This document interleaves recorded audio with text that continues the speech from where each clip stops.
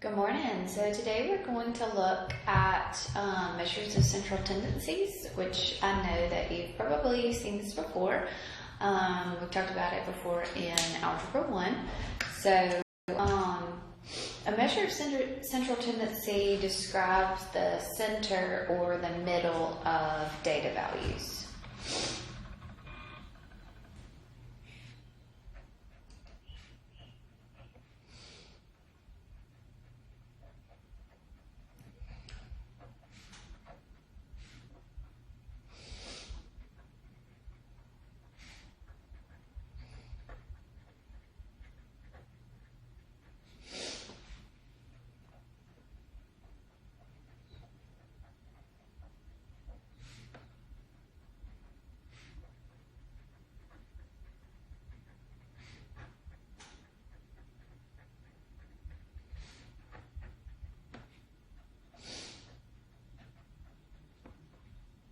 Okay, so there's three different types of measure of central tendency. We have the mean. If we're looking at a population, a lot of times this is labeled mu. Or if we are looking at a sample, this is going to be x bar. Okay, the mean is just the average.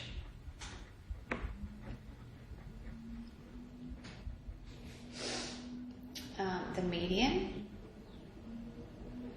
is the middle value. Okay, so whenever you're looking at these values, for the median, you need to make sure that the data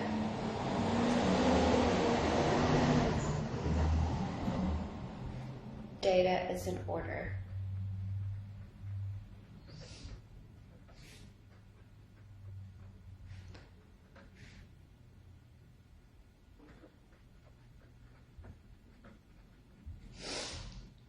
And then it's going to be the middle value. If there is no direct middle value, then it's the average of the two. Okay?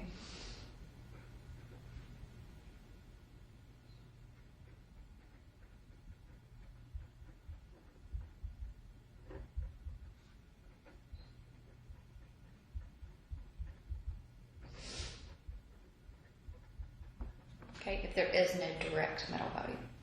And then the third is the mode. And the mode is the most repeated value.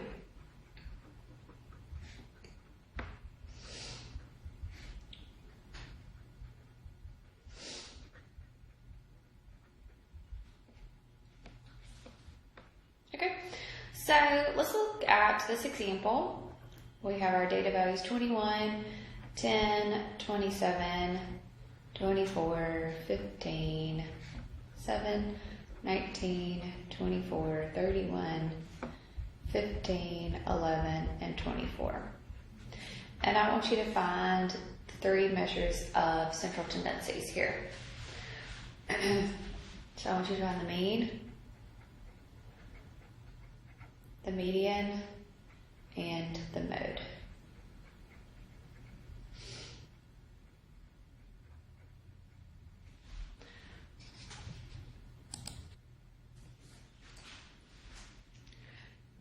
Okay, so before we go on, let's go ahead and put these in order. So the smallest number that I have is that 7. So we'll have 7. I'm just going to kind of cross it out when I put it down here. We've got my next one I think is a 10. Then I have an 11. Then I have a 15. I have another 15. I have this 19. I have a 21.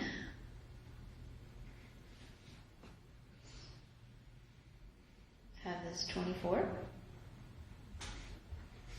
I have another 24. And I have another 24. Then I have this 27. And I is 31. Okay, so the mean is going to be all of these numbers added together, okay, and divided by how many you have. So 1, 2, 3, 4, 5, 6, 7, 8, 9, 10, 11, 12. So the mean is going to be 7 plus 10 plus some 11 plus 15 plus 15 plus 19 plus 21 plus 24 plus 24 plus 24 plus 27 plus 31. So that's 228. So the mean is going to be 228 divided by a 12. So then it's that number divided by 12. So the mean is going to be equal to a 19.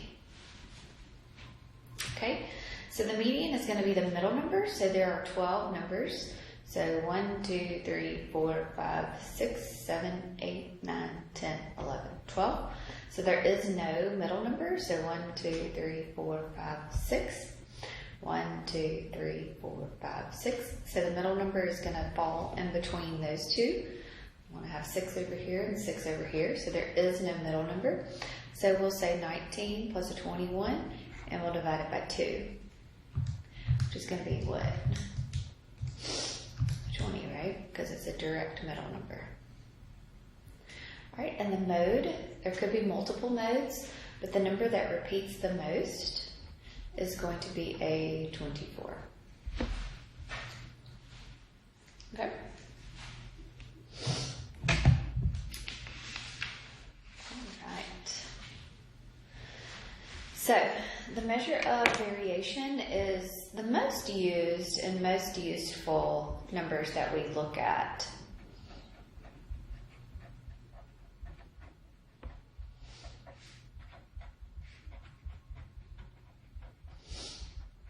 It describes how the spread of the data is going to be.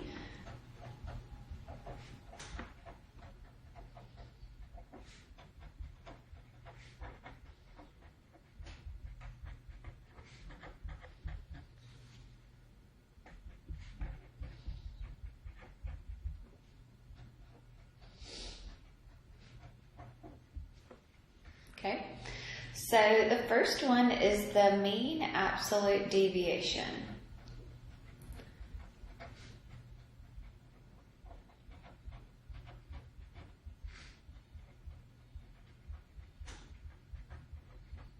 Okay, a lot of times this is called MAD. Okay, it's the average distance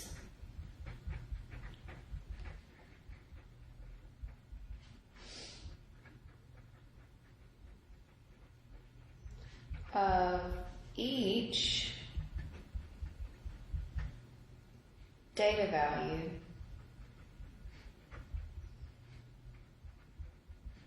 to the mean.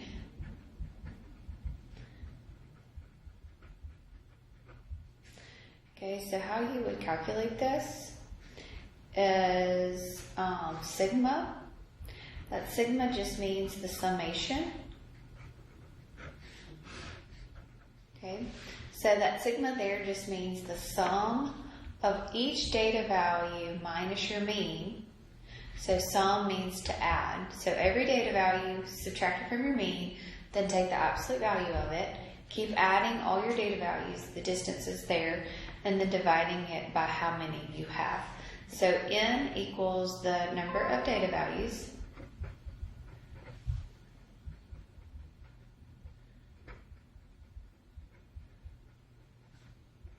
Xi represents each data value.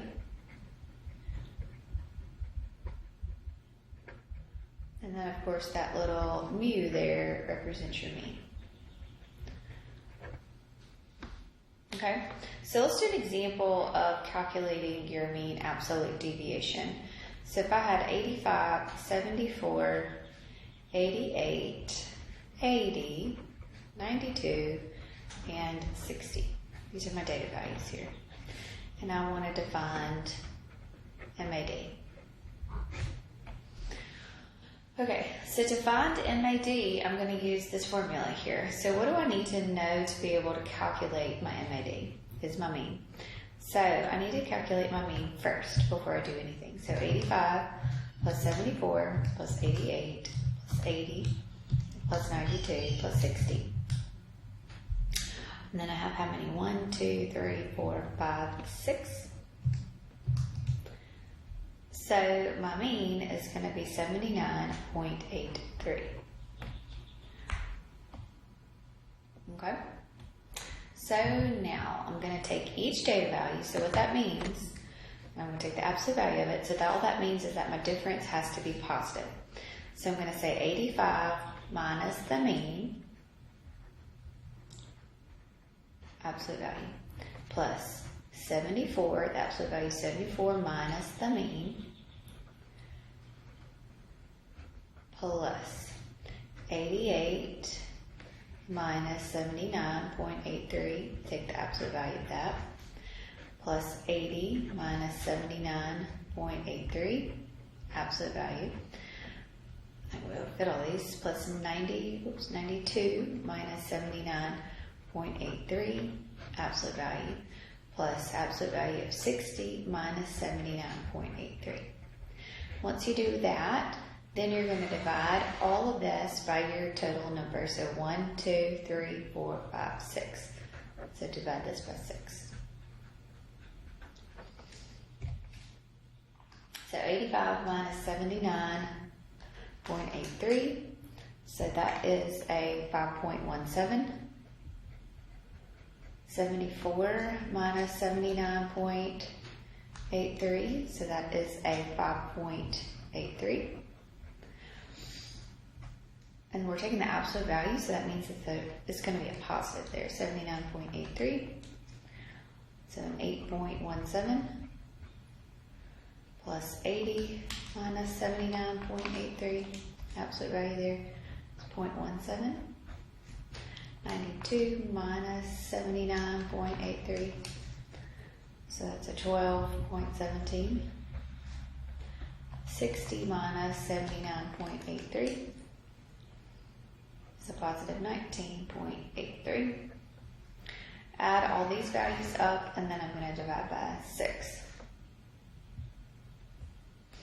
Okay, so 5.17 plus 5.83 plus 8.17 plus 0.17 plus 12.17 plus 19.83.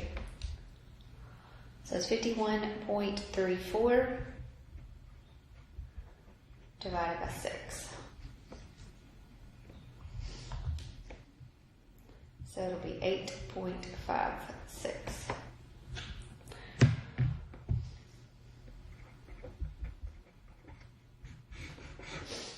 So the average distance of each data value from the mean is going to be about 8.56 units, is what that means. Okay? So now the most useful types of variation are the variance and then the standard deviation.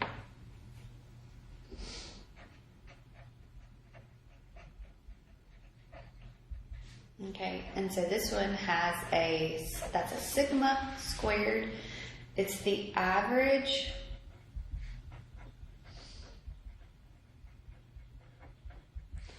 squared distance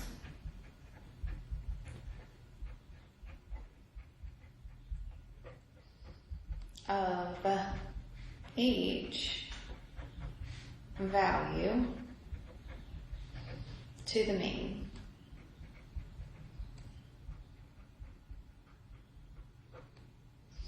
Okay, so your variance is going to be very similar to, it's going to be the difference between the mean and each data point squared. So the distance is squared, so it's basically going to be the positive distance squared divided by your n. The standard deviation is just now the square root of the variance.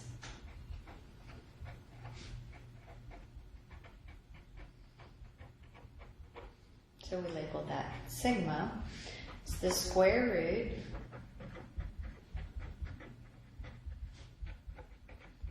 of variance. This one's the most used.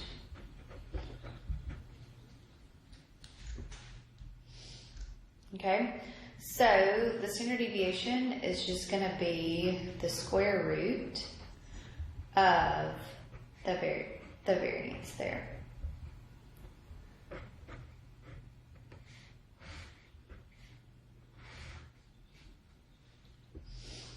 Okay. The lower the standard deviation, the closer the values are together.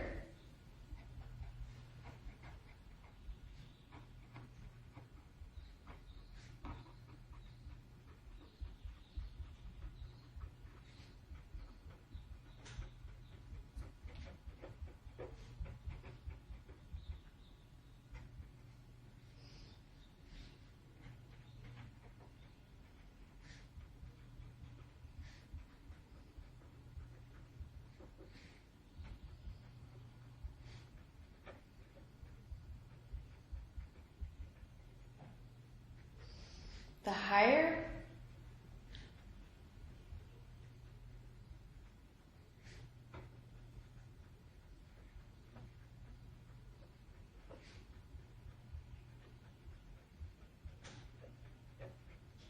the more spread out.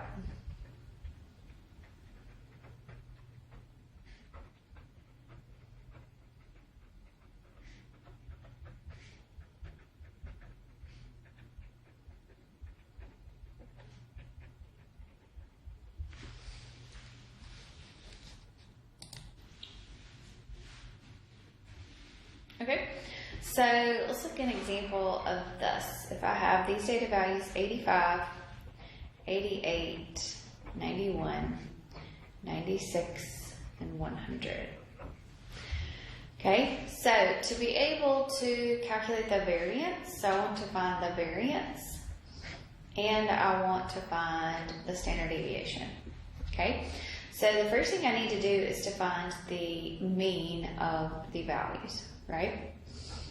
So the mean of the values is going to be 85 plus 88 plus 91 plus 96 plus 100.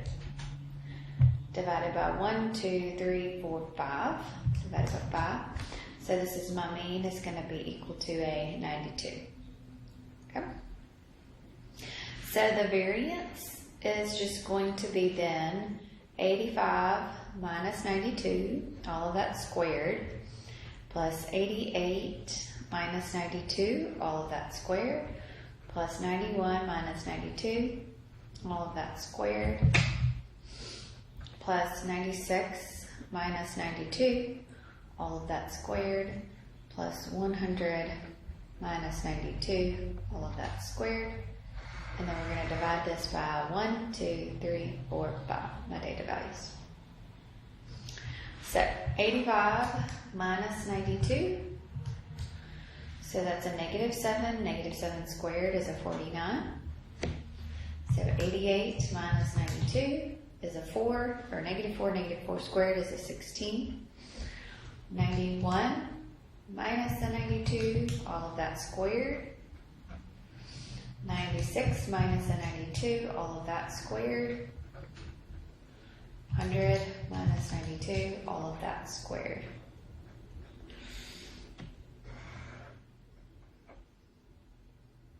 So we'll add these numbers up. So 49 plus 16 plus 1 plus 16 plus 64. And then that divided by 5. So the variance is going to be 29.2. And then when I take the square root of 29.2, so square root of 29.2, then that is my standard deviation, so 5.4.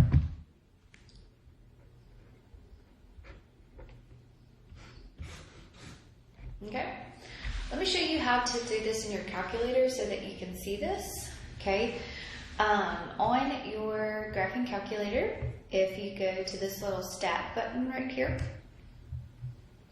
and go to edit. Inside here you can put your data values, so each one of your data values, but you need to make sure that there's nothing in here. For this one I've got 2 sections here, so I need to delete everything that's out of here. So if there's something in that screen, just delete it. And you can go over and then delete all of that as well. Okay, so now I don't have anything in there. So I can put my data values 85, 88, 91, 96, and a 100. Okay, so there are your data values, 85, 88, 91, 96, and 100. All right, so now I'm going to go back to the stat button right here, and I'm going to go over to calc. And when I calculate, I want to do this one variable statistics right there. And then enter, enter. That list 1 right there tells me where my list is. And now I'm going to get my mean. See how I told you it could be labeled X bar as well. So there's my mean. My variance there is going to be right. That's not going to show me my variance there.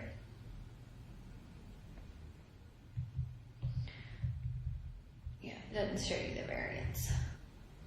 Okay, so, but here is your standard deviation. Right there is 5.4. Okay, and to find the variance, all you would have to do then is just square that. Okay, so 5.4 squared is going to give you that 29.2. Okay, so not too bad right there. So with all of the variance and your central tendencies, it can help you with how the distribution is for your data.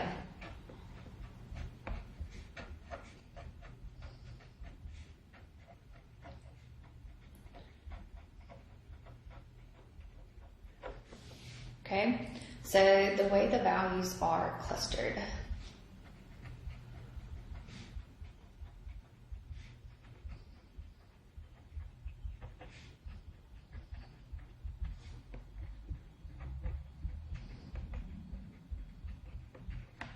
Okay, so if we have most of the data on the left side, but we have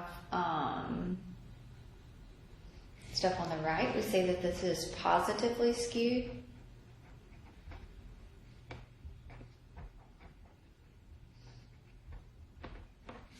Okay, right. If we have it go in the opposite way,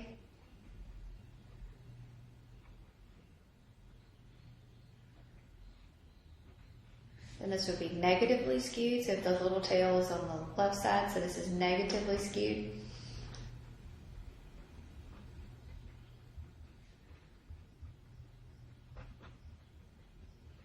Okay, if it's symmetric,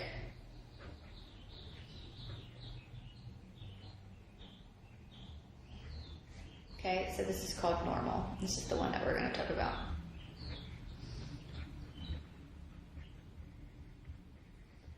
So most stuff is clustered around the middle there. This is called normal distribution. Okay? So with normal distribution, we have a bell-shaped curve.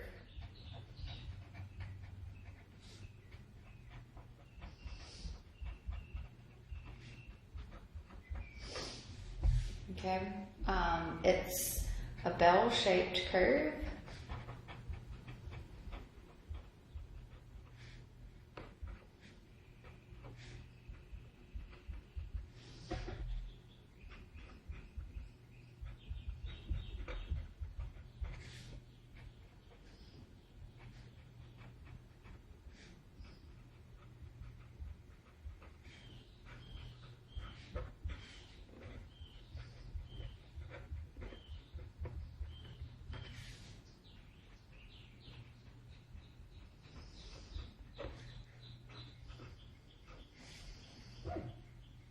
Okay, so with your bell-shaped curve, you're defining it by your mean and your standard deviation.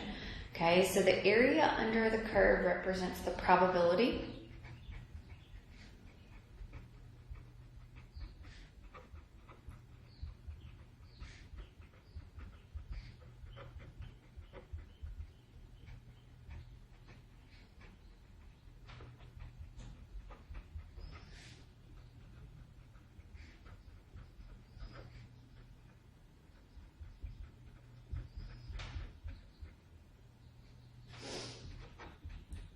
with the total area being 1.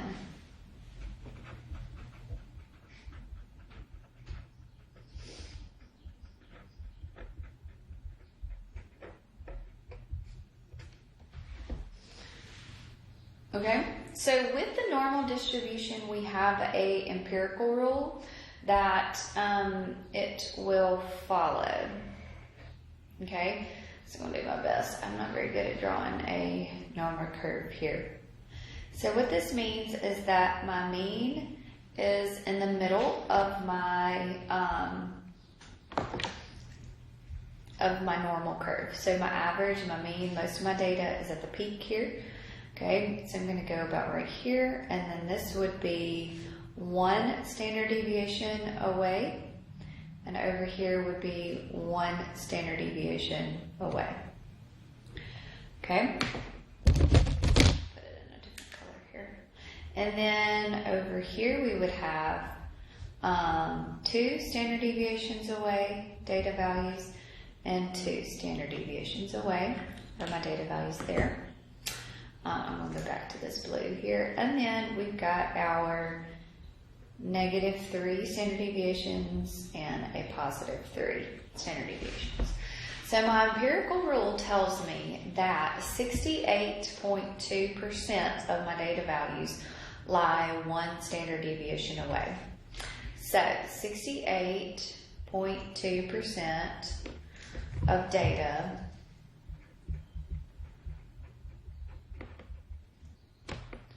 falls 1 standard deviation away.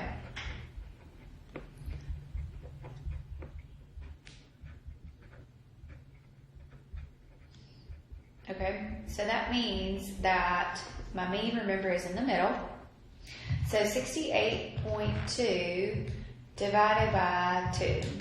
So that means that 34.1% of my values lie 1 standard deviation away on the right and 1 standard deviation away on the left.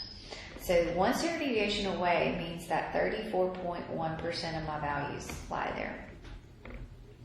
Okay, so 95.4% of data falls 2 standard deviations away.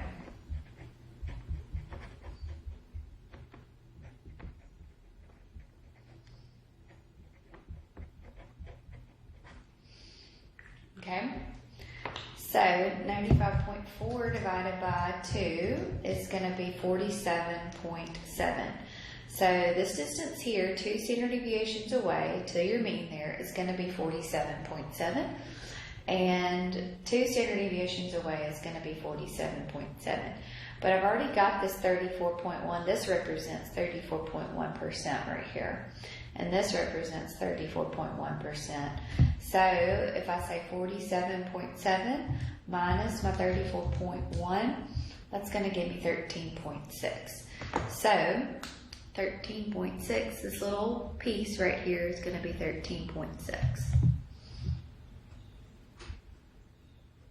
Because this distance from here to here should be 47.7%, right? Because the empirical rule tells me that 95.4%, so 47.7 plus 47.7 is going to be 95.4%. Okay?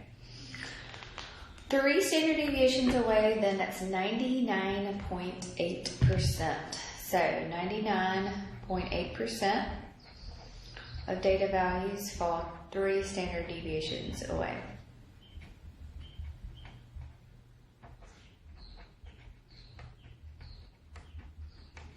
Okay, so that means from here to here needs to be equal to 99.8 divided by 2, basically. So 99.8 divided by 2, so that's going to be 49.9.